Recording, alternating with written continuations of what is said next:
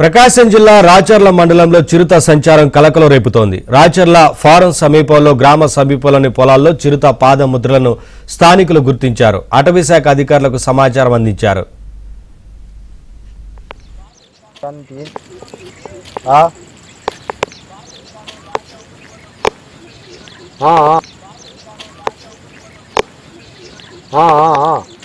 Check dam land అయిపోయి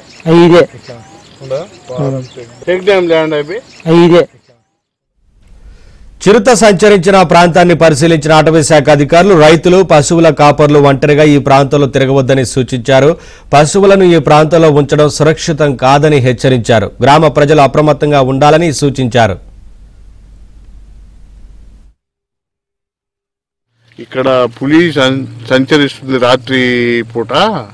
ఇక్కడ శాల దగ్గర కానీ ఆవులు కానీ ఇవి ఎద్దులు కానీ బర్రెలు కానీ కట్టేసుకోకుండా అప్రమత్తంగా ఇంటి దగ్గరే ఉంచుకోవాలని ఫారెస్ట్ వారు తెలియజేస్తున్నారు.